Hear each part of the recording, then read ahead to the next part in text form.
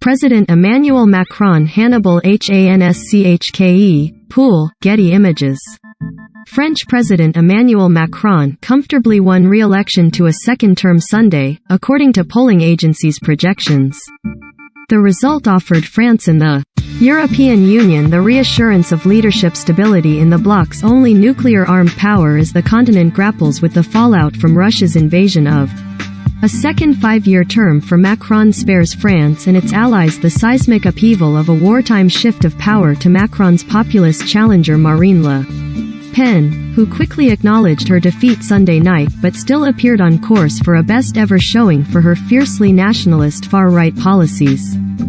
During her campaign, Le Pen pledged to dilute French ties with the 27-nation EU, the NATO military alliance and Germany, moves that would have shaken Europe's security architecture as the continent deals with its worst conflict since World War II.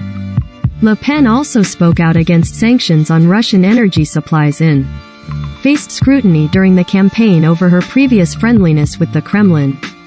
Several European leaders swiftly congratulated Macron. European Commission President Ursula von der Leyen tweeted that together we will make France and Europe advance. The Dutch Prime Minister tweeted his hopes to continue our extensive and constructive cooperation in the EU and NATO. Polling agencies' projections, released as the last voting stations closed, said Macron was on course to beat his rival by a double-digit margin. Several hundred Macron supporters gathered in front of the Eiffel Tower, singing the national anthem and waving French and European flags as television stations broadcast the initial projections of his win. 5 years ago, Macron won a sweeping victory over Le Pen to become France's youngest president at 39. The margin is expected to be much smaller this time. Polling agencies Opinionway, Harris and IFOP projected that the 44-year-old pro-European centrist would win at least 57% of the vote. Le Pen was projected to win between 41.5% and 43% support, a still unprecedented result for the 53-year-old on her third attempt to win the French presidency. Le Pen called her results a shining victory, saying that, in this defeat, I can't help but feel a form of hope. She and hard-left leader Jean-Luc Mélenchon, who placed third in the first round of voting on April 10 and was among 10 presidential candidates eliminated that day, both quickly pitched forward to France's legislative election in June, urging voters to give them a parliamentary majority to hamstring Macron. Early official results in France's presidential runoff are expected later Sunday night. If the projections hold, Macron would become only the third president since the 1958 founding of modern France to win twice at the ballot box, and the first in 20 years, since incumbent Jacques Chirac trounced Le Pen's father in 2002. Le Pen's score this time rewarded her years-long efforts to make her far-right politics more palatable to voters.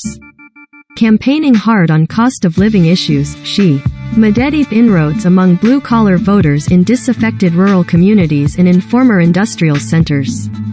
Breaking through the threshold of 40% of the vote is unprecedented for the French far-right.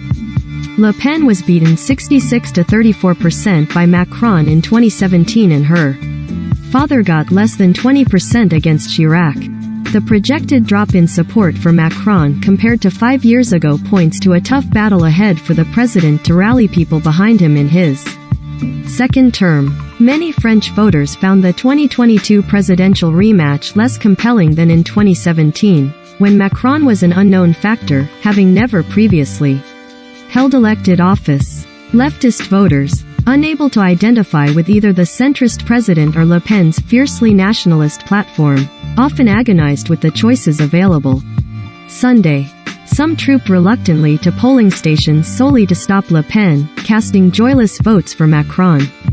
It was the least worst choice, said Stephanie David, a transport logistics worker who backed a communist candidate in round one. It was an impossible choice for retiree Jean-Pierre Roux. Having also voted communist in round one, he dropped an empty envelope into the ballot box Sunday. Repelled both by Le Pen's politics and what he saw as Macron's arrogance. I am not against his ideas but I cannot stand the person, Roux said. In contrast, Marion Arbor, voting in Paris, cast his ballot for Macron, to avoid a government that finds itself with fascists, racists. There's a real risk, the 29-year-old fretted. Macron went into the vote with a sizable lead in polls but faced a fractured, anxious and tired electorate.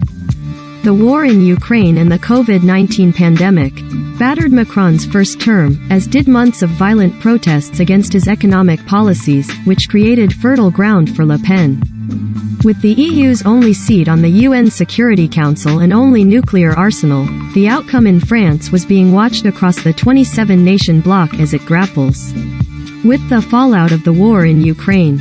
France has played a leading role in international efforts to punish Russia with sanctions and is supplying weapons systems to Ukraine.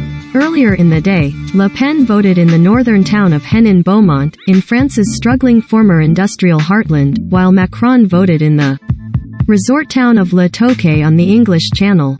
Appealing to working-class voters struggling with surging prices, Le Pen vowed that bringing down the cost of living would be her priority and argued that Macron's presidency had left the country deeply divided. Macron sought to appeal to voters of immigrant heritage and religious minorities, especially because of Le Pen's proposed policies targeting Muslims and putting French citizens first in line for jobs and benefits. Macron also touted his environmental and climate accomplishments to trawl for young voters who backed left-wing candidates in round one. Macron said his next prime minister would be put in charge of environmental planning as France seeks to become carbon neutral by 2050.